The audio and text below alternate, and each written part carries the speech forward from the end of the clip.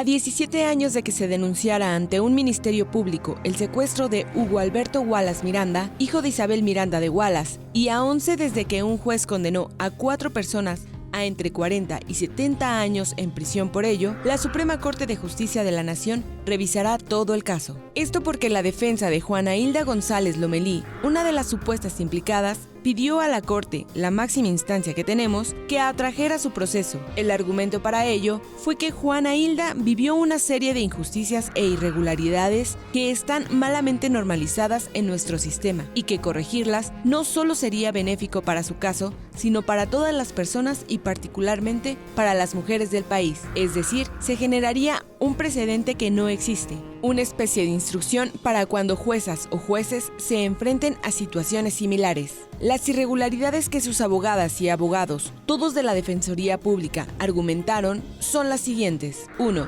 El contexto histórico del caso, es decir, el Amparo 94-2021 es un asunto de alto impacto, porque, dice la defensa, se discutió, difundió, tergiversó y corrompió en medios de comunicación masiva. Además de que diversas personas, funcionarias públicas, llegando hasta la presidencia, se han pronunciado al respecto. De manera que se influenció y manipuló la opinión pública desde antes que se resolviera el asunto judicialmente. 2. No solo es que se tocó el asunto en medios de comunicación, sino cómo se tocó. Hubo una tremenda misoginia. Se hicieron descripciones de su cuerpo, se le pusieron apodos y se revelaron datos de su vida personal y su maternidad para crear una imagen de una mujer fatal. Hasta el juez de la primera instancia dijo que era una mala madre. Por cierto, a la otra mujer a quien se acusa del caso, Brenda Quevedo, se le trató igual públicamente. Se usaron sus fotos en fiestas de disfraces en los medios y el juez de causa la llamó demasiado independiente. 3.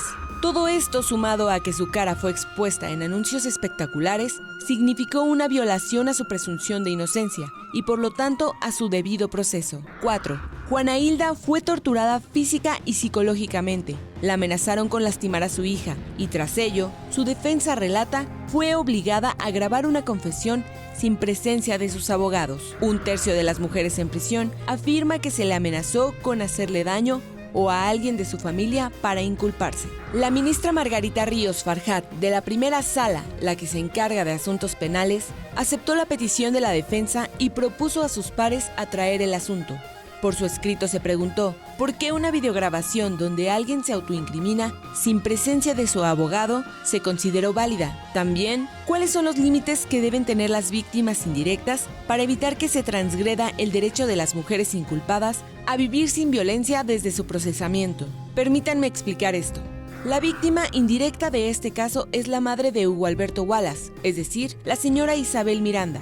Ella violó la presunción de inocencia con los espectaculares, pero además suplantó funciones de la autoridad ofreciendo conferencias de prensa e incluso actuando como ministerio público. Claro que esto se entiende en un país donde normalmente la tasa de impunidad es altísima. Pero ¿qué garantías tienen las personas acusadas entonces? Porque recordemos que podrían ser inocentes. Eso es parte de lo que la ministra planteó discutir. 4 de 5 integrantes de la sala votaron a favor y se turnó el tema al ministro Alfredo Gutiérrez Ortiz Mena. Ahora él deberá elaborar un proyecto en el que proponga que se reponga de cero el proceso. Pero sin todos estos vicios, o si todo lo que Juana Hilda vivió es suficiente para ponerla en libertad inmediata. Ese proyecto también se votará en la sala. En medio de todo esto, la señora Miranda de Wallace argumentó que la ministra Ríos Farjat no debería votar en ese asunto, por lo que primero el ministro Jorge Mario Pardo Rebolledo deberá plantear si la señora Wallace tiene razón